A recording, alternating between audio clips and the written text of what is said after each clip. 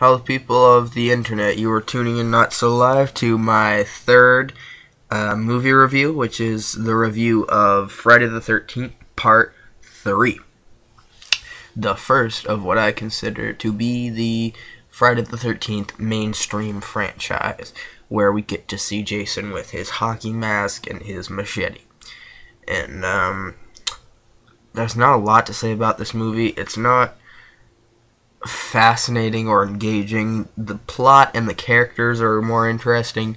The characters have a certain quirkiness and unique attributes that kind of make them more interesting to watch, and there's a little bit more plot that doesn't seem quite as tacked on as in terms of the characters.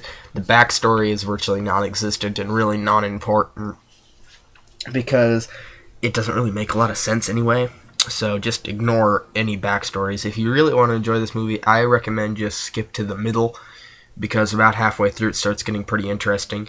It pretty much gives you exactly what you're looking for in a Friday the 13th movie. Lots of violence and unique and creative deaths. Just bam, bam, bam, so that right when you think it's going to be a long, boring stretch, you get hit with another interesting and violent, scary death. And the deaths are shocking and unique and interesting, and I love the deaths in this movie.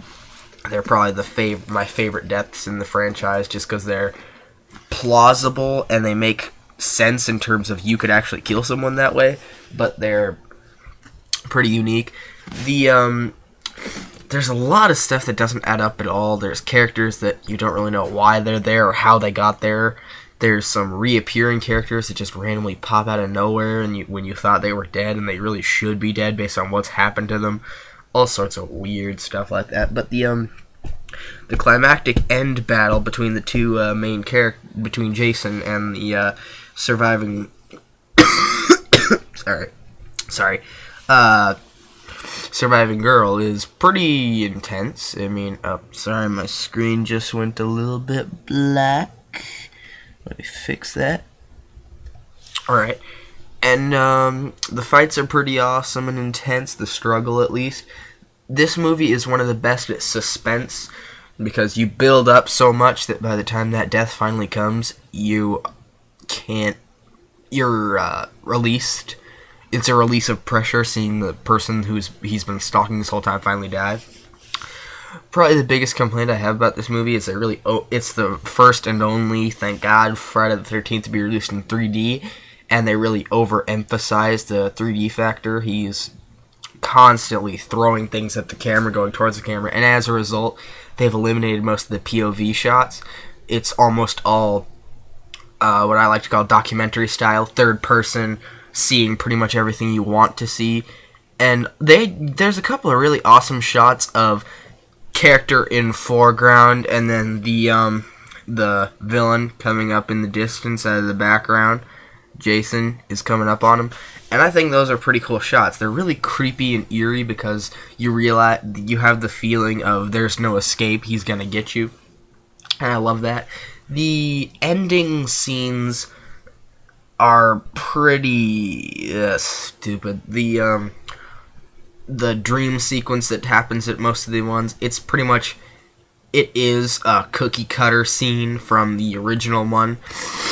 No spoilers, but they really didn't go out of their way to make this end jump scare unique. And it doesn't really hit you. It's not fast, it's pretty slow, and for some reason it's creepy, but it's slow and weird and kind of awkward, and it doesn't really work. I'm going to keep this review kind of short because it's not really a movie you need to talk about. I give it a thumbs down if you're looking for plot or characters, as with any of these movies. Big thumbs up if you're a fan of the classic Friday the 13th franchise, if you're looking for lots of deaths, lots of cool deaths. But if you really want to enjoy it, skip to the middle or the end. The build-up isn't really necessary, and you don't really need it, especially the first couple of minutes, because it's just a recap of what happened in the last film.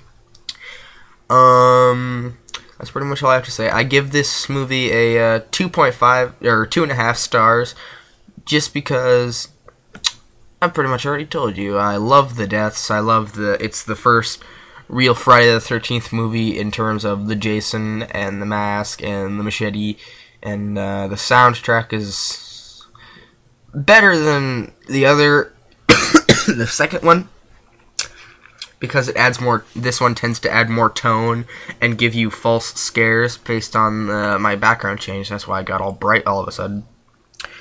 But the acting is mediocre.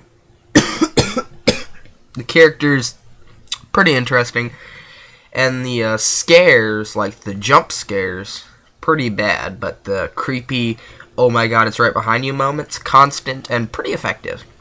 So I give this movie a thumbs up and 2.5 stars. So that's pretty much all I have to say. See you later.